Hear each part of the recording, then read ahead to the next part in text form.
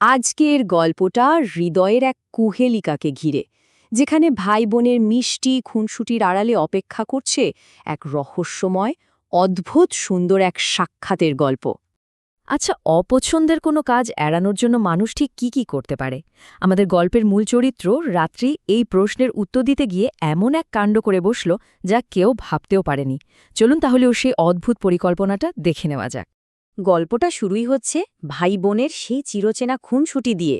রাত্রি তার বড় ভাই আয়ানের কাছে এমন এক আবদার করছে যা থেকেই শুরু হতে চলেছে এক মজার নাটক।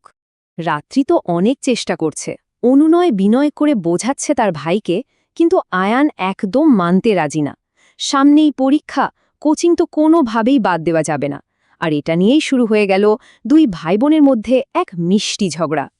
তো যখন অনুরোধে কোনো কাজ হলো না, রাত্রি তখন ভাবল সোজা আঙ্গুলে তো ঘি উঠবে না, এবার একটু নাটক করতেই হবে। আর তখনই তার মাথায় খেলে গেল এক দারুণ দুষ্টু বুদ্ধি। আর তার প্ল্যানটা তো দেখুন কি, একেবারে নিখুঁত। প্রথমে মাথা ঘোরানোর ভান, তারপর ভাইয়ের কোলে ঢলে পড়া, আর শেষে স্মৃতি হারানোর অভিনয়। মানে একেবারে যাকে বলে পারফেক্ট ড্রামা। আর সে ঠিক সেটাই করে দেখালো। আয়ানের চিৎকার শুনেই বাবা মা দৌড়ে এলেন। এসে দেখেন মেয়ে অচেতন। স্বাভাবিকভাবেই ঘরের মধ্যে একটা আতঙ্ক আর উত্তেজনা ছড়িয়ে পড়ল। জ্ঞান ফেরার পর রাত্রির অভিনয় দেখে তো অবাক হতে হয়। কি সরল চাহনি, কি মাসুম প্রশ্ন, তোমরা কারা, আমি কে, যেন সত্যি সে কিচ্ছু মনে করতে পারছে না। কিন্তু রাত্রির এই পারফেক্ট অভিনয়ও ছোট্ট একটা ভুল হয়ে গেল, আর সেই ভুলটা একজনের চোখে ঠিকই ধরা পড়ে গেল।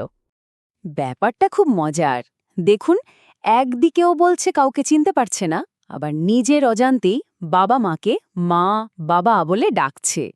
এখানেই তো তার চালাকিটা ধরা পড়ে গেল। আর আয়ানও সুযোগটা পেয়েই চেপে ধরল। সে তো বোনের সব চালাকি ধরে ফেলেছে আর কান মলে দিয়ে সত্যিটা বের করার চেষ্টা করছে। ব্যাস, নাটক শেষ। সত্যিটা বেরিয়ে আসতেই মা তো রেগেমেগে চলে গেলেন, কিন্তু বাবা মেয়েদের কাণ্ড দেখে বেশ মজাই পেলেন। আর আয়ানের মুখটা তখন দেখার মতো, বেচারা হতাশ। সেদিন দুপুরবেলা নিজের এই দুষ্টুমি ভরা জয়ের আনন্দের মাঝেই রাত্রির মনটা হঠাৎ করে চলে যায় অতীতে, এমন একটা স্মৃতিতে যা ছিল অনেক বেশি গভীর আর অন্যরকম। এবার গল্পটা একটা নতুন দিকে মোড় নেবে। ভাই বোনের খুনসুটি থেকে বেরিয়ে আমরা প্রবেশ করব এক রোম্যান্টিক, রহস্যময় জগতে। দিনটা ছিল ২০১৭ সালের ২০শে নভেম্বর, জেএসসি পরীক্ষার সময়। প্ল্যান ছিল খুব সাধারণ, বান্ধবী পিঙ্কির সাথে হেঁটে বাড়ি ফেরা। কিন্তু ছোট্ট একটা প্রাণ বাঁচাতে গিয়েই সবকিছু কেমন যেন বদলে গেল। রাস্তা পার হওয়ার জন্য দাঁড়িয়ে আছে ওরা, ঠিক তখনই রাত্রির চোখে পড়ল রাস্তার ঠিক মাঝখানে একটা ছোট্ট বিড়াল ছানা ভয়ে একেবারে জড়সড় হয়ে আছে। আর রাত্রিও কিচ্ছু না ভেবেই, এক মুহূর্তের জন্যেও না ভেবে, নিজের জীবনের কথা ভুলে গিয়ে সোজা দৌড়ে দিল ওটাকে বাঁচাতে। আর ঠিক তখনই তীব্র গতিতে একটা কালো BMW গাড়ি এগিয়ে আসছিল ওর দিকে। বিপদটা ছিল একেবারে চোখের সামনে। গাড়িটা একেবারে সামনে এসে তীব্র শব্দে ব্রেক কষল। টায়ারের সে তীব্র চিৎকার, সাথে ওর বন্ধুর আতঙ্কিত চিৎকার, সব মিলিয়ে এক ভয়ঙ্কর মুহূর্ত তৈরি হল।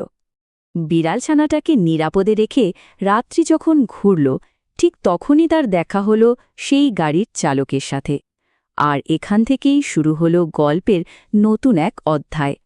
প্রথম দেখাতেই রাত্রি যেন হারিয়ে গেল। লম্বা, সুদর্শন, সুঠাম চেহারা, পরনে কালো স্যুট, চোখে কালো সানগ্লাস, সব মিলিয়ে যেন এক রহস্যময় পুরুষ, যে তার ভাবনার জগতে ছাপ ফেলে দিল। লোকটার গলা শুনে রাত্রির ঘোর কাটল। সে বেশ রেগেই কথা বলছিল, কিন্তু তার বকাটা রাত্রির কানে অন্যভাবে পৌঁছল।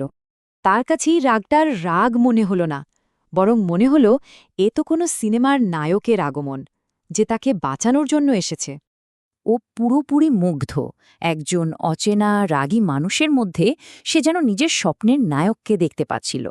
কালো স্যুটের এই মানুষটাই যেন তার জীবন বাঁচাতে পৃথিবীতে নেমে এসেছে। আর তাই কোনো রকম ক্ষমা না চেয়ে ও এমন একটা প্রশ্ন করে বসল যা পুরো পরিস্থিতিটাকেই বদলে দিল। একটা বিপদের মুহূর্তকে করে তুলল রোম্যান্টিক আর রহস্যময়। এই একটি প্রশ্ন যেন গল্পের মোড়টাই ঘুরিয়ে দিল।